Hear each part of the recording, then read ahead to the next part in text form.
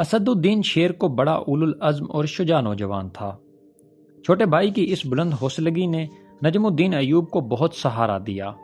پھر وہ بیوی چھوٹے بھائی اسد الدین شیر کو اور 3 بیٹوں توران شاہ، شمس الدولہ اور یوسف کے ساتھ تکریت کے قلعے سے باہر نکلا۔ اس وقت یوسف یعنی صلاح الدین ایوبی صرف 7 دن کا تھا۔ اس اعتبار سے اس کا شمار دنیا کے کم سن ترین مہاجروں میں ہوتا ہے۔ پھر دشوار گزار اور طویل فاصلہ طے کر کے چند افراد پر مشتمل یہ ہانما برباد قافلہ موصل پہنچا۔ نجم الدین ایوب کو ہرگز امید نہ تھی کہ عماد الدین کے دربار میں اس کی شاندار پذیرائی کی جائے گی۔ زنگی حکمران تخت سے اتر کر نجم الدین ایوب کا استقبال کیا اور بڑے والہانہ انداز میں اسے گلے لگاتے ہوئے کہا، خوش آمدید میرے بھائی نجم الدین۔ پھر عماد الدین نے اسے اپنے تخت کے قریب وزیروں کی صف میں کرسی پر بٹھاتے ہوئے بآواز بلند کہا، تم امن و سکون اور عزت و فراغت کے ساتھ موصل میں رہو۔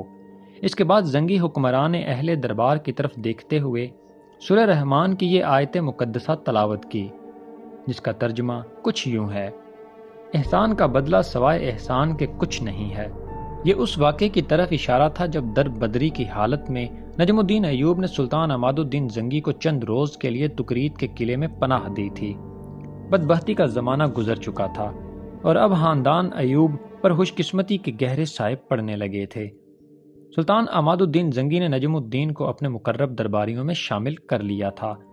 خانہ بدوشی کی زندگی سے نجات پاتے ہی نجم الدین ایوب اپنے بچوں کی تعلیم و تربیت کی طرف متوجہ ہوا۔ اب یوسف 4 سال کا ہو چکا تھا۔ اس زمانے کے رواج کے مطابق یوسف یعنی صلاح الدین ایوبی کو قرآن کریم کی تعلیم حاصل کرنے کے لیے مکتب میں داخل کروا دیا گیا۔ وہ اپنے دونوں بڑے بھائیوں توران شاہ اور شمس الدولہ سے بہت مختلف نظر آتا تھا۔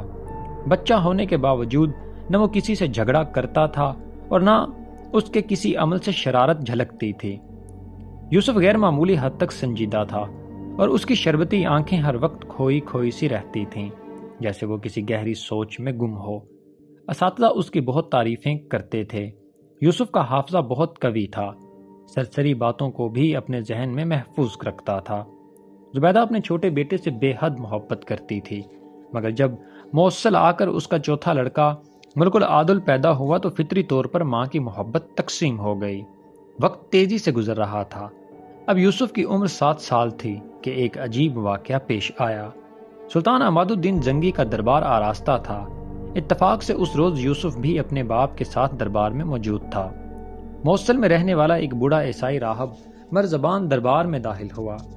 سلطان عماد الدین زنگی نے گرم جوشی کے ساتھ عیسائی راہب کا استقبال کیا۔ میں سلطان کا نہایت شکر گزار ہوں کہ میری درخواست قبول کی گئی اور حکومت کے کارندوں نے وقت سے پہلے خانقاہ کا تعمیری کام مکمل کر دیا۔ پادری مرزبان نے بآواز بلند کہا۔ اس کے لہجے سے سلطان عماد الدین زنگی کے لیے انتہائی عقیدت جھلک رہی تھی۔ اسلامی مملکت میں بسنے والے ہر شخص کے جان و مال اور عبادت گاہوں کی حفاظت حکومت کے اولین فرائض میں شامل ہے۔ سلطان عماد الدین نے انکسار کے لہجے میں جواب دیتے ہوئے کہا، یہ تم پر کوئی احسان نہیں ہے، مگر میں اس کے جواب میں اتنا ضرور چاہوں گا کہ تم اپنی قوم کو اہل اسلام کی رواداری اور حسن سلوک کے بارے میں ضرور بتاؤ۔ اس واقعے کی مختصر تفصیل یہ ہے کہ عیسائی راہب مرزبان کی خانقاہ بہت شکستہ ہو گئی تھی اور تیز بارش میں اس کی ایک دیوار بھی گر گئی تھی۔ نتیجتاً مرزبان نے سلطان عماد الدین زنگی کی خدمت میں ایک درخواست ارسال کی کہ اس طرف توجہ دی جائے۔ سلطان نے کسی تاخیر کے بغیر اپنے کارندے بھیج کر اس طرح خانقاہ کی مرمت کرا دی کہ اس پر نئی عمارت کا گمان ہوتا تھا۔ جواباً پادری مرزبان سلطان عماد الدین زنگی کے دربار میں شکریہ ادا کرنے کے لیے حاضر ہوا تھا۔ پھر جب مرزبان واپس جانے لگا تو اتفاق سے اس کی نظر 7 سالہ یوسف پر پڑی۔ عیسائی راہب چونک کر رک گیا۔ کچھ دیر تک یوسف کے چہرے کو بہت غور سے دیکھتا رہا، پھر آہستہ قدموں کے ساتھ دربار سے نکل کر چلا گیا۔ سلطان عماد الدین زنگی کے ساتھ دوسرے درباریوں نے بھی مرزبان کے اس ناقابل فہم عمل کو دیکھا تھا، مگر سب سے زیادہ حیرت نجم الدین کو ہوئی تھی۔ پھر دوسرے دن نجم الدین ایوب اپنے بیٹے یوسف کو لے کر عیسائی راہب مرزبان کی خانقاہ میں پہنچا۔ کل تم سلطان کے دربار میں اس بچے کو اتنی غور سے کیوں دیکھ رہے تھے؟ نجم الدین ایوب نے داخل ہوتے ہی بڑے بے باکانہ انداز میں سوال کیا۔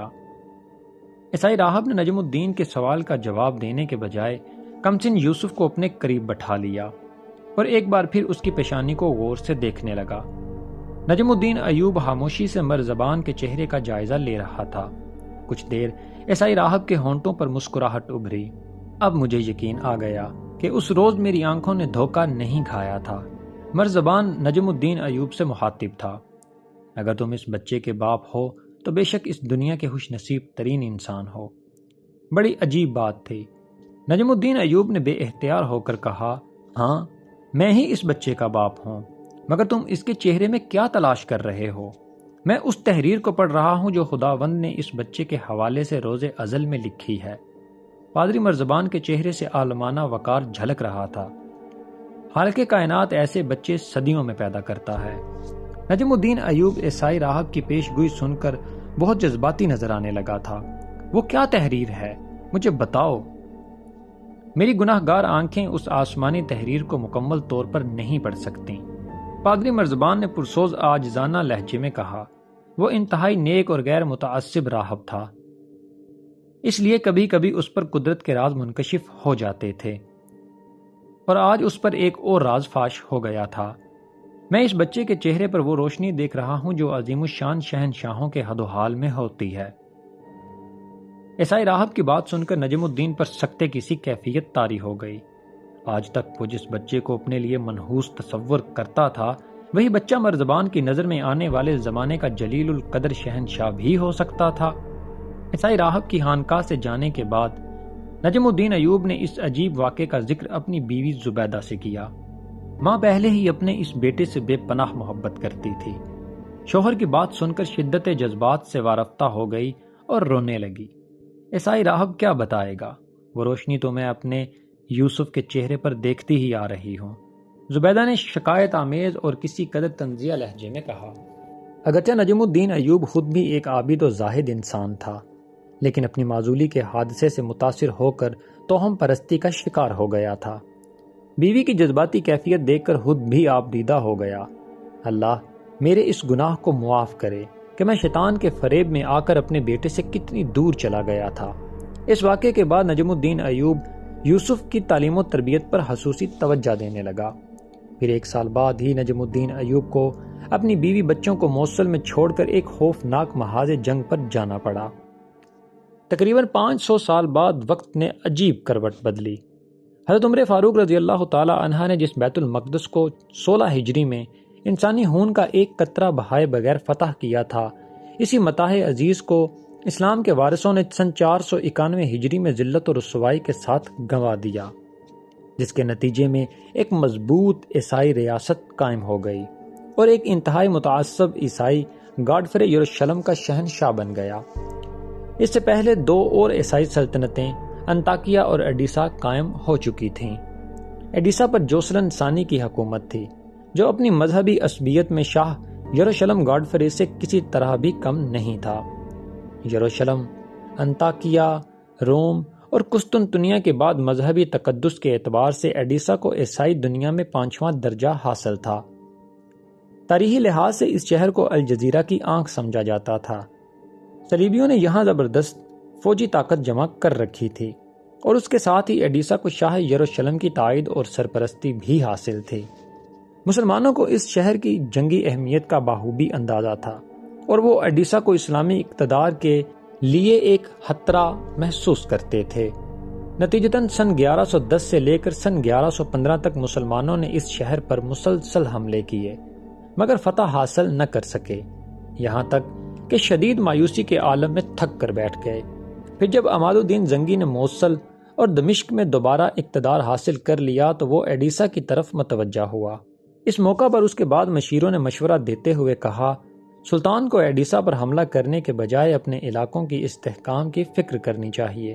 جوسلن ثانی ایک طاقتور حکمران ہے، مزید یہ کہ اسے شاہ یروشلم کی حمایت بھی حاصل ہے۔ وزیروں کے چہرے سے قبل از وقت شکست و ناکامی کے اندیشے ظاہر ہو رہے تھے، اور مجھے خدائے وحدہ لا شریک کی تائید حاصل ہے۔ عماد الدین زنگی نے اپنی انگشت شہادت بلند کرتے ہوئے انتہائی پرجلال لہجے میں کہا، ایڈیسا اس زہر آلود خنجر کی طرح ہے جو مسلمانوں کی شارخ کے قریب رکھا ہوا ہے۔ اس سے پہلے کہ وہ خنجر حرکت میں آئے میں اسے توڑ دینا چاہتا ہوں۔ وزیروں نے عماد الدین کے اس جوش اور جذبے کو وحشت و جنون سے تعبیر کیا، مگر وہ مرد مجاہد تمام قیاس آرائیوں اور مصلحتوں سے بے نیاز ہو کر طوفان برق کو باد کی طرح ایڈیسا کی طرف بڑھا۔ اس جنگ میں نجم الدین ایوب اور اسد الدین شیر کوہ بھی اپنی پوری توانائیوں کے ساتھ شریک تھے۔ ان کے سینوں میں بھی اپنے حکمراں کی طرح جہاد کی آگ روشن تھی۔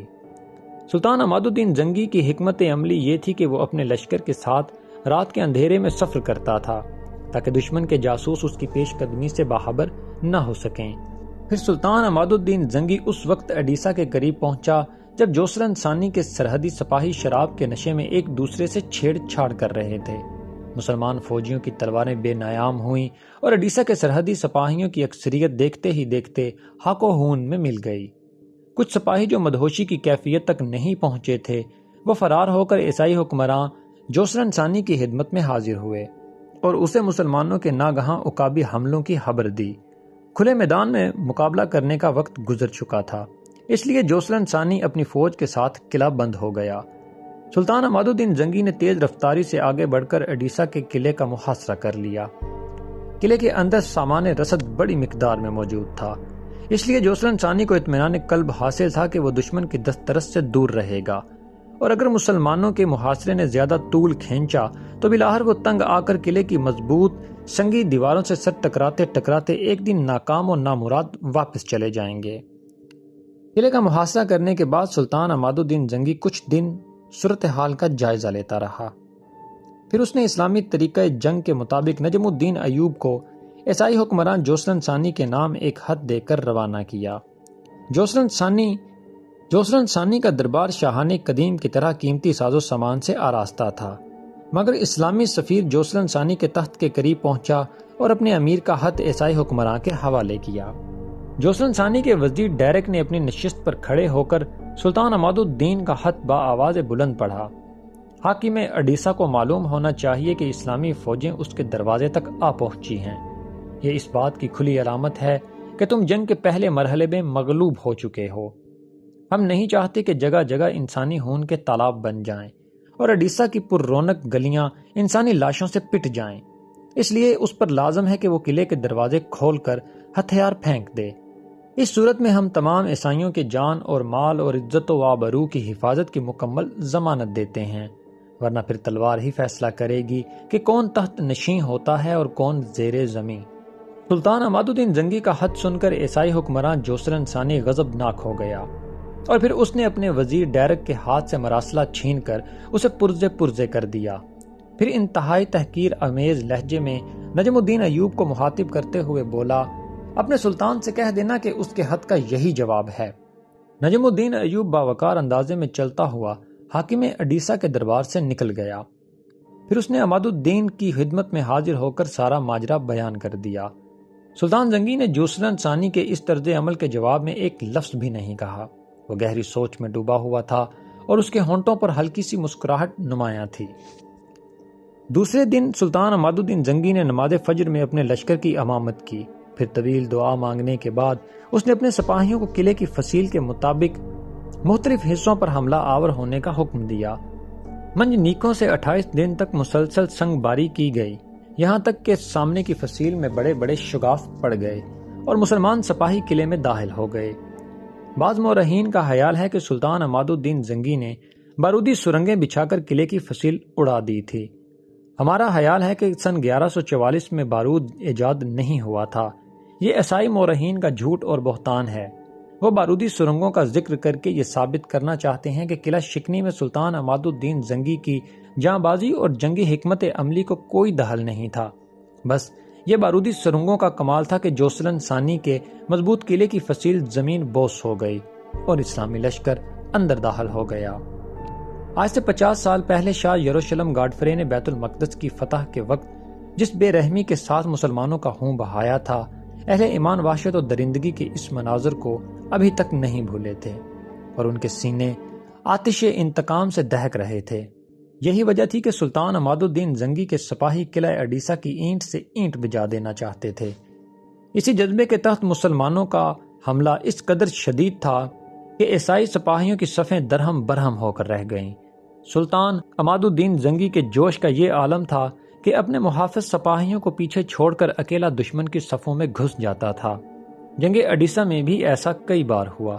نجم الدین ایوب اور اسد الدین شیر کو سلطان کے دوش بدوش لڑ رہے تھے۔